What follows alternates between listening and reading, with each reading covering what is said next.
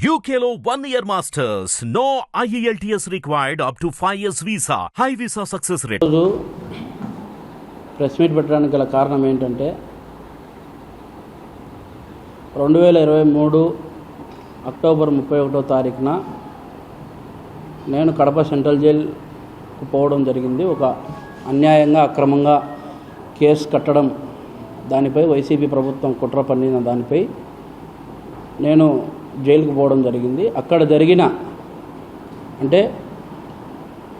అక్కడ నవంబర్ 28వ తారీఖున దేవిరెడ్డి శివశంకర్ రెడ్డి అంటే వైఎస్ వివేకానంద రెడ్డి గారి హత్య కేసులో A5 నిందితుడిగా ఉన్న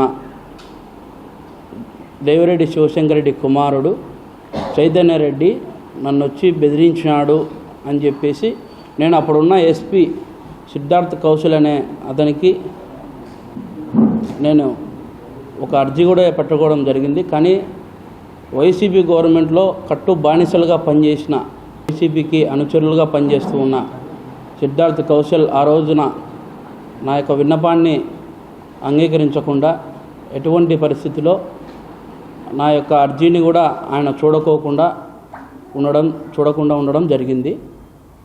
అయితే ఈ రోజున కూటమి ప్రభుత్వం అధికారంలోకి వచ్చిన సందర్భంగా ఈరోజు కడపకు ఎస్పీ మారడం, హర్షవర్ధన్ రాజు గారిని వేయడం, ఈరోజు నేను ఆయనకు కంప్లైంట్ ఇవ్వడానికి వెళ్తున్నాను. అందుకు కాబట్టి నేను ఒక ప్రెస్ మీట్ పెట్టి వెళ్దామని చెప్పేసి ఇక్కడికి వచ్చాను. కడప సెంట్రల్ జైలుకు సంబంధించి ప్రకాష్ అనే అతను అడిషనల్ ఎస్పీగా ఉన్నాడు. అయితే నవంబర్ 28వ తారీఖున మెడికల్ క్యాంప్ పేరు చెప్పుకొని చైతన్య రెడ్డి అనే అతను శివశంకర్ రెడ్డి కొడుకు ఎంటర్ కావడం, నన్ను బెదిరించడం, ఆ టైంలోనే ఎస్పీ ప్రకాష్ అనే అడిషనల్ ఎస్పీ ప్రకాష్ అనే ఆయన పక్కనే ఉండడము, ఇవన్నీ కూడా జరిగినాయి. ఆ రోజు కూడా లెటర్ పెడితే ఎవరు కూడా పట్టించుకోలేదు. కానీ ఈ రోజున నాకు భరోసా వచ్చిందనే కారణంగా కూటమి ప్రభుత్వం అధికారంలోకి రావడంతో ఈ రోజున నేను ఎస్పీ గారికి, హర్షవర్ధన్ రాజు గారికి నేను ఒక అర్జీ పెట్టుకుంటే ఖచ్చితంగా దాని మీద యాక్షన్ తీసుకొని ఎవరైతే దానికి పన్నాగం పన్ని, ఎవరైతే దానికి స్కెచ్ గీసి అన్ని విధాలుగా ఆ రోజున నన్ను బెదిరించిన చైతన్య రెడ్డి మీద కావచ్చు, దేవిరెడ్డి శివశంకర్ రెడ్డి మీద కావచ్చు, అందరి మీద ఖచ్చితంగా యాక్షన్ తీసుకుంటారనే నమ్మకంతో నేను ఈరోజు కడప ఎస్పీ గారు హర్షవర్ధన్ రాజు గారిని కలవాలని అనుకుంటున్నాను, కలుస్తాను కూడా. అందుకే ఈ రోజున కంప్లైంట్ రాసుకొని కూడా ఇక్కడికి రావడం జరిగింది. ఖచ్చితంగా కూడా నేను కంప్లైంట్ ఇవ్వాలని అనుకుంటున్నా. నేను డిమాండ్ చేసేది ఒకటే, ఆ రోజున నవంబర్ 28వ తారీఖు 2023 ఆ రోజు నేను వాంటెడ్గా నేను డిమాండ్ చేసేది, ఆ రోజు సీసీ ఫుటేజ్ ఏమైంది, నన్నే కాదు నా ఇరుపక్కల ఉండే ఖైదీలను కూడా విచారించవచ్చు. అందులో భాగంగా పులివెందుల నియోజకవర్గ ఇన్ఛార్జ్ బీటెక్ రవి గారు కూడా ఆ రోజు జైల్లోనే ఉండడం జరిగింది. ఆయన్ని కూడా సాక్షి కిందకి వేసుకొని ఆయన కూడా విచారణ చేయాలని కోరుతున్నాను.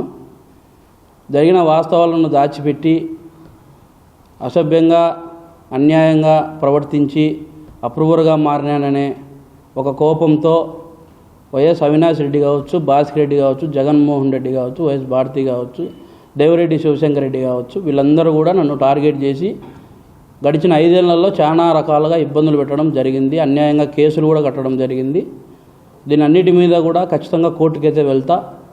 కానీ నాకు జరిగిన అన్యాయాన్ని ఖచ్చితంగా ఎస్పీ గారికి, ప్రస్తుతం ఉన్న హర్షవర్ధన్ రాజు గారికి వివరించాలని ఖచ్చితంగా కూడా నేను అనుకుంటున్నాను.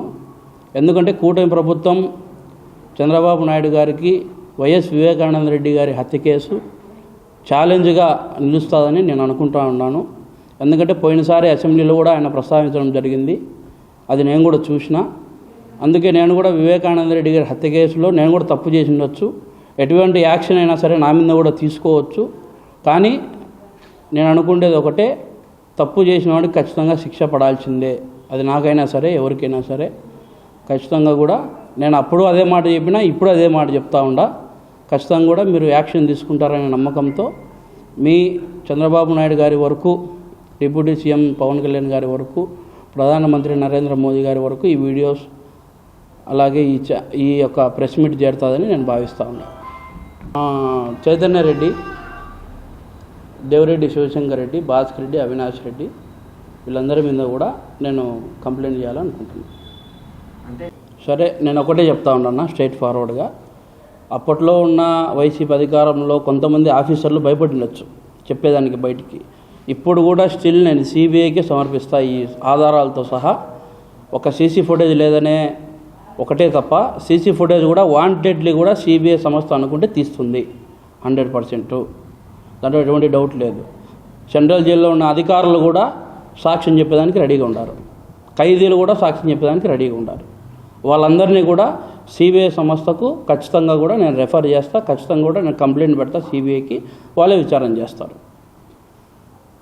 ఇప్పుడు నేను చెప్పింది అబద్ధమైతే ఇంకా అప్రూవర్ తీరి నమ్మాల్సిన అవసరం ఎవరికి ఉండకూడదు కదా, 100% అది.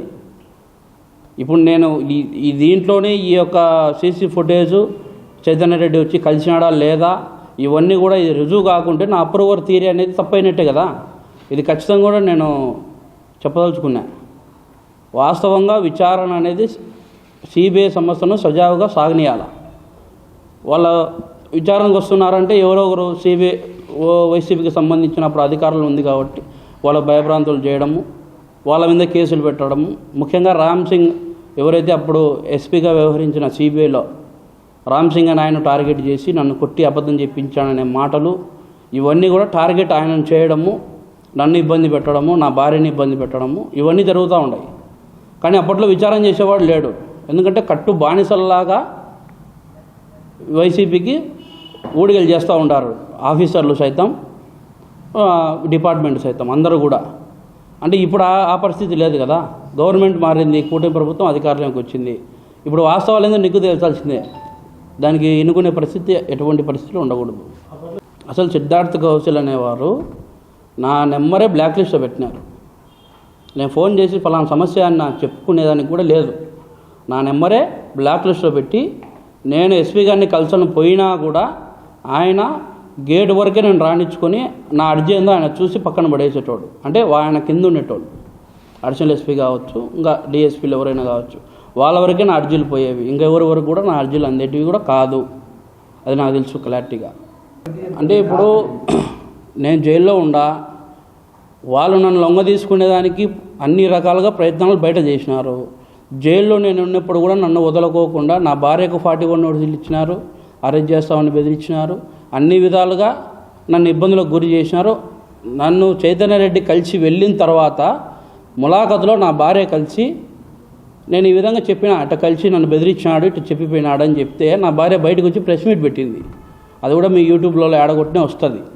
కానీ అప్పుడు కూడా ప్రకాష్ అనే అడిషనల్ ఎస్పీ, దాని తర్వాత డిప్యూటీ సాంబశివరావు అనే అతను, డిప్యూటీ డిఎస్ అంటారు అతన్ని, డిఎస్పీ సాంబశివరావు అనే అతను వాంటెడ్గా నన్ను కూర్చోబెట్టుకొని నీ భార్యకు మతిస్థిమితం లేక ఆ విధంగా నువ్వు జైలుకి వచ్చిన కారణంగా ఆ విధంగా చేసినారని చెప్పిందని చెప్పు, పత్రికా వాళ్ళు కూడా తప్పుదోవ పట్టించారని చెప్పి నన్ను రాయమన్నాడు.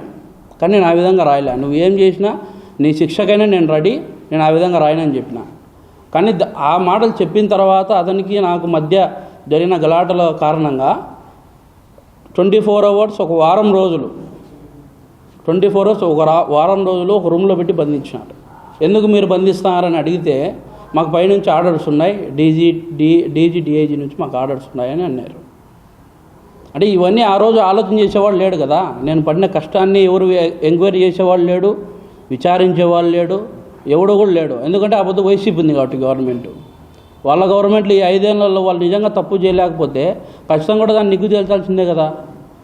ఆధారాలు లేకుండా ఎటువంటి ఆధారాలు లేకుండా చంద్రబాబు నాయుడు గారిని 52 రోజులు జైల్లో పెట్టి సతాయించినప్పుడు ఈ కేసు వాస్తవంగా వాళ్ళు మర్డర్ చేయించింటే వాళ్ళని వదలరు కదా. ఖచ్చితంగా నిగ్గు తెలుసుకుంటారు. ఈ 5 ఏళ్లలో మరి సైలెంట్గా ఎందుకుంటారు వాళ్ళు?